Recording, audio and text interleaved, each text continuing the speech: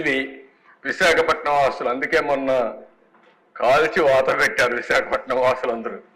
ఈరోజు మీరు ఇక్కడ చూస్తే గవర్నమెంట్ పాలిటెక్నిక్ కాలేజ్ 24 ఎకరాలు 359 కోట్లు తాకట్టు పెట్టారు. డైరీ 30 ఎకరాలు 309 కోట్లు తాకట్టు పెట్టారు. గవర్నమెంట్ ఐటీఐ కాలేజ్ 17 ఎకరాలు 270 కోట్లు తాకట్టు పెట్టాడు. కడాన పోలీస్ క్వార్టర్స్ 9 ఎకరాలు 215 కోట్లు తాకట్టు పెట్టాడు. Training production centre of disabled welfare పాపం వాళ్ళు కూడా వేశాడు. 19 ఎకరాలు 157 కోట్లు పెట్టాడు. ఈ బంగ్లా 10 ఎకరాలు 203 కోట్లు. R&B క్వార్టర్స్ 3 ఎకరాలు 99 కోట్లు.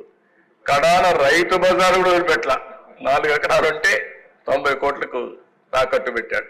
సర్క్యూట్ హౌస్ మనం ఉండే అప్పుడప్పుడు పోయి ఉంటారు, దాన్ని కూడా 3 ఎకరాలు 40 కోట్లు పెట్టాడు. పీడబ్ల్యూ ఆఫీస్ 4 ఎకరాలు 79 కోట్లు. కడాన సెరికల్చర్ 6 ఎకరాలు 47 కోట్లు. తహసీల్దార్ ఆఫీస్ సీతంధార 1 ఎకరా 34 కోట్లు. ఇంకా మిగిలినవన్నీ వీళ్ళు కబ్జా చేశారు, ఇవన్నీ తాకట్టు పెట్టారు. 1940 కోట్ల రూపాయలు విశాఖపట్నంలో ఆస్తులు తాకట్టు పెట్టారు.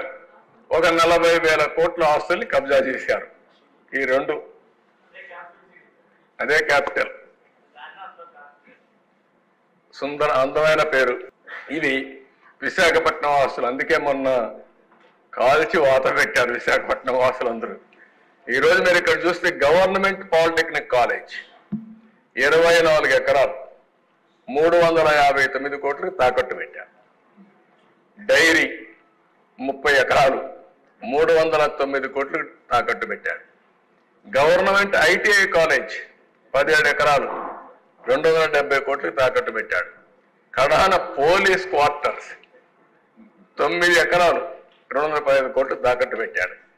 Training production centre of disabled welfare పాపం వాళ్ళు కూడా వేశాడు. 19 ఎకరాలు 157 కోట్లు పెట్టాడు. ఈ బంగ్లా 10 ఎకరాలు 203 కోట్లు. R&B క్వార్టర్స్ 3 ఎకరాలు 99 కోట్లు. కడాన రైతు బజారు కూడా వదిలిపెట్ల 4 ఎకరాలు అంటే 90 కోట్లకు తాకట్టు పెట్టాడు. సర్క్యూట్ హౌస్ మనం ఉండే అప్పుడప్పుడు పోయి ఉంటారు, దాన్ని కూడా 3 ఎకరాలు 40 కోట్లు పెట్టాడు. పీడబ్ల్యూ ఆఫీస్ 4 ఎకరాలు 79 కోట్లు. కడాన సెరికల్చర్ 6 ఎకరాలు 47 కోట్లు.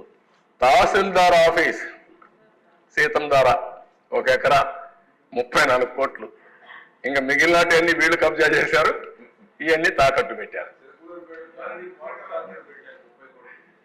1940 కోట్ల రూపాయలు విశాఖపట్నంలో ఆస్తులు తాకట్టు పెట్టారు.